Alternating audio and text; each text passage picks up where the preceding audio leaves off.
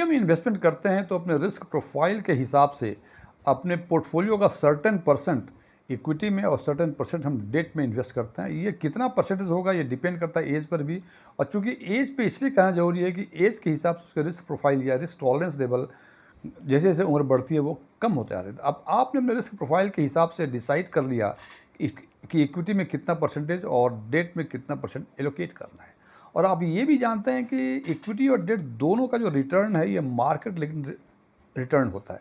यानी मार्केट ऊपर जाएगा तो इसमें रिटर्न बढ़ेंगे, मार्केट नीचे जाएगा तो आपका परफॉर्मेंस खराब होगा या अंडर परफॉर्म करेगा। और ये बात भी सच है कि दोनों का जो परफॉर्मेंस है इक्विटी और डेट का ये समान पेस में नहीं है।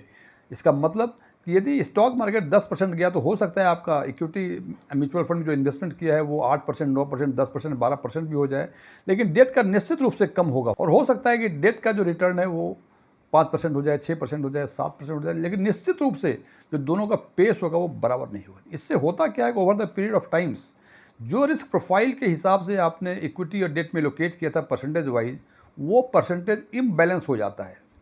यानी यदि इक्विटी में आपने ओरिजिनली 60% और डेट में 40% इन्वेस्ट किया था तो हो सकता है over the period of time वो 60% जो है वो 66% हो गया हो, और डेट जो है जो 40% था वो कम होकर 34% हो गया। हालांकि कम परसेंटेज का कम होने का मतलब ये नहीं है कि डेट ने रिटर्न नहीं दिया, क्योंकि इक्विटी का जो ग्रोथ है वो अधिक था, डेट का कम था, इसलिए ये इम्बैलेंस हो जाता है।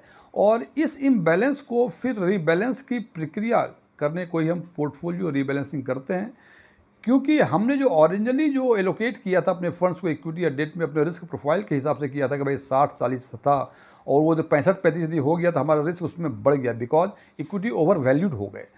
तो हम ये कहते हैं कि रीबैलेंसिंग जो है ये रिटर्न नहीं बढ़ाता है बल्कि आपके रिस्क को कंट्रोल करता है। अब सवाल ये है कि आखिर रीबैलेंसिंग तो करूं, लेकिन इसके तरीके क्या क्या है। मैं डीएम झा, आप देख रहे हैं स्टोन टैक्सविन चैनल। तो मैं बात कर रहा था कि पोर्टफोलियो रीबैलेंसिंग करने के तरीके क्या क्या हैं, तो ये मुख्य रूप से 4 तरीके हैं। पहला तरीका है कैलेंडर बेस्ड रीबैलेंसिंग, यानी आप अपना टाइम फिक्स कर लें कैलेंडर के हिसाब से। ये क्वार्टरली हो सकता है, हाफ ईयरली हो सकता है, एनुअली हो सकता है, और कौन सा इंटरवल आप चूज करेंगे ये डिपेंड करता है कि आपका पोर्टफोलियो क्या है, टैक्सेस क्या है, ट्रांजैक्शन कॉस्ट क्या है। और जैसे ही आपने मान लीजिए कि 6 महीने का यानी हाफ ईयरली इंटरवल आपने चूज किया, तो 6 महीने के बाद जो भी चेंजेज हुए होंगे परसेंटेज में उसको आप रीबैलेंस कर सकते हैं। ये काफ़ी सिंपल है और डिसिप्लिन है। सामान्य अवस्था में 6 महीने या साल भर का इंटरवल रोक रखा करते हैं। दूसरा है threshold based rebalancing. Threshold यानी इसमें समय नहीं है, इसमें यह बताना है कि इक्विटी में यदि ओरिजिनली आपने 60 और डेट में 40% का ओरिजिनल आपका पोर्टफोलियो था, तो यदि इक्विटी डिफाइंड रेंज से ऊपर चला जाए या डिफाइंड रेंज से कम हो जाए तो आपको रीबैलेंस करने की ज़रूरत है, मतलब ओरिजिनल पोजीशन में लाने की ज़रूरत है। उदाहरण के तौर पे यदि हम कहते हैं कि डिफाइंड रेंज हमने 5% का माना है और इक्विटी में यदि आपने 60% का एलोकेशन किया है, तो इसका मतलब 5% का रेंज का मतलब या तो 5% से अधिक हो जाए, बढ़ जाए इक्विटी, या 5% से अधिक इक्विटी कम हो जाए। यानी इस एग्जाम्पल में कह सकते हैं यदि इक्विटी आपका 55% से नीचे आ जाए तो आपको रीबैलेंस करने की ज़रूरत है, और यदि इक्विटी 65% से ऊपर हो जाए तो आपको रीबैलेंस करने की ज़रूरत है। ये उसके लिए बता रहा हूँ जिसने ओरिजिनल जो इक्विटी में एलोकेशन किया था वो 60% किया था और डिफाइंड रेंज जो है उन्होंने 5% किया हुआ था। तो ये जब भी हो सकता है 2 महीने में हो जाए, 4 महीने में हो जाए, 1 साल में है, 5 साल में, जब भी होता है इसको रीबैलेंस कर लें उसके हिसाब से। इसमें कुछ कैलेंडर बेस्ड टाइम कुछ नहीं होता। तीसरा है हाइब्रिड अप्रोच। हाइब्रिड अप्रोच का मतलब ये मिक्सचर है कैलेंडर बेस्ड और थ्रेशोल्ड बेस्ड रीबैलेंसिंग का। इसका मतलब यदि कैलेंडर बेस में आपने 6 महीने का इंटरवल माना है और थ्रेशोल्ड में जो डिफाइंड रेंज है वो यदि 5% माना है, तो इसका मतलब कि हर 6 महीने में आप इसको रिव्यू करेंगे, और यदि इक्विटी 5% से अधिक इंक्रीज कर गया या 5% से अधिक कम हो गया तो आपको रीबैलेंस करने की ज़रूरत है। इसको हम इस तरह से कह सकते हैं कि यदि इक्विटी का 60% था, यानी 6 लाख रुपए आपने इन्वेस्ट किए थे इक्विटी में और डेट में किया था 4 लाख रुपए, तो इसको यदि हम डिफाइंड रेंज माने 5%, इसका मतलब यदि इक्विटी 5,70,000 से कम हो जाए या 6,30,000 से अधिक हो जाए तो आपको रीबैलेंस करने की ज़रूरत है। ये आप तब करेंगे जब आपका इंटरवल जो है 6 महीने माना है आपने, तो 6 महीने के टाइम में यदि ये स्थिति होती है तो आपको रीबैलेंस करने की ज़रूरत है। इसका मतलब यदि 6 महीने के पहले ये स्थिति आती है तो आपको रीबैलेंस करने की कोई ज़रूरत नहीं है। और चौथा है कैश फ्लो रीबैलेंसिंग। इसमें कहा जाता है कि आप इंस्टीड ऑफ सेलिंग, जैसे मैंने बताया कि 60% का 65% इक्विटी हो गया, तो कहते हैं कि इक्विटी सेल करो और उसको इन्वेस्ट कर दो डेट में, सो दैट कि ये एडजस्ट हो जाए। लेकिन इस अप्रोच में कहता है कि आपको सेल नहीं करना है, बल्कि यदि रीबैलेंस करने की ज़रूरत यदि है आपको, तो आप न्यू इन्वेस्टमेंट करके उसको बैलेंस करें, या यदि आपके पास फ्रेश कैश नहीं है तो आप उसको विड्रॉ कर दें।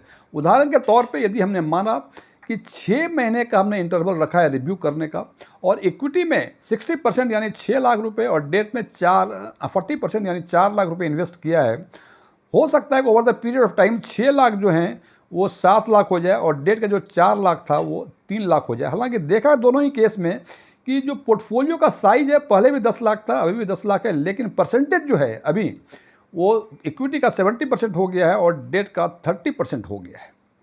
अब हमें इसकी 6 महीने में ये पोजीशन होती है तो इसका मतलब कि हमें रीबैलेंस करने की ज़रूरत है। और इस अप्रोच के बेसिस पे यदि हम देखते हैं कि 70% जो इक्विटी है, यदि हम डेट को बढ़ा दें तो अपने आप ये एडजस्ट हो जाएगा। फॉर एग्जांपल यदि हम 50,000 रुपये डेट में इन्वेस्ट कर दें तो टोटल डेट का जो हो जाएगा वो 3,50,000 रुपये हो जाएंगे और टोटल पोर्टफोलियो 10,50,000 हो जाएगा। और अब देखें यदि परसेंटेज तो देखते हैं कि इक्विटी का 63.6% हो जाएगा और डेट का 36.4% हो जाएगा। इसका मतलब ये करीब करीब जो है, जो हमने 60-40 का रखा था उसके आसपास पहुंच रहा है। जो डिफाइंड रेंज 5% था वो क्रॉस नहीं किया है। दूसरा हो सकता है कि आपके पास फ्रेश कैश नहीं अवेलेबल हो, तो जो 6 लाख के जो 7 लाख बने थे उसमें से आप यदि 2.5 लाख विड्रॉ कर देंगे तो इक्विटी में 4.5 लाख बच जाएगा और डेट में और यानी 3 लाख था, तो सब मिला के 7.5 लाख रुपये की आपकी पोर्टफोलियो हो जाएगी। और यदि अब देखें परसेंटेज के हिसाब से तो 7 लाख में से 4.5 लाख इक्विटी में है, यानी 60% इक्विटी हो गया और डेट 40% हो गया। तो ये 4 तरह के अप्रोच हैं। हालांकि सबसे बेहतर अप्रोच माना जाता है हाइब्रिड अप्रोच, जिसमें कि कैलेंडर बेस्ड और डिफाइंड रेंज दोनों ही यूज़ होता है। तो इन चारों में से जो आपको सूट करे वो अप्रोच पोर्टफोलियो रिबैलेंसिंग के लिए आप यूज कर सकते। ध्यान रखें कि मैं फिर रिपीट कर रहा हूँ कि पोर्टफोलियो रिबैलेंसिंग का मतलब अर्निंग को बढ़ाना नहीं है, बल्कि आपके रिस्क को कंट्रोल करना है। फ्रेंड्स, ये वीडियो क्लोज करने के पहले मैं कुछ डिस्क्लेमर देना चाहता हूँ कि मैं कोई इन्वेस्टमेंट एडवाइज़र नहीं हूँ, नहीं मेरे पास MFI का कोई रजिस्ट्रेशन नंबर है, नहीं मैंने इस कॉन्टेक्स्ट में सेबी के कोई एग्ज़ाम पास किए हुए हैं, नहीं मेरे ऑफलाइन या ऑनलाइन इन्वेस्टमेंट या म्यूचुअल फंड पे क्लासेस चला करते हैं, नहीं मेरे कोई वेबसाइट है। ओपन डोमेन में जो भी इन्फॉर्मेशन अवेलेबल है उसके बेसिस पे मैं आम लोगों के लिए आम वीडियो बनाया करता हूँ। ये मेरे विचार थे, मेरे विचारों से सहमत होना कोई ज़रूरी नहीं है। यदि आप मेरे विचारों से सहमत हैं तो कमेंट बॉक्स में एग्रीड लिखें, और यदि मेरे विचारों से आप सहमत नहीं हैं तो कमेंट बॉक्स में नॉट एग्रीड लिखें। यदि ये वीडियो पसंद आया हो इसको लाइक करें, अपने फ्रेंड्स के साथ शेयर करें, कमेंट बॉक्स में यस लिखें। और यदि आपको लगे कि इस वीडियो में ऐसी कोई जानकारी नहीं थी जो पहले से आपको नहीं पता थी, या ये वीडियो ही आपको पसंद ना आया हो, तो कमेंट बॉक्स में नो लिखें। Thank you.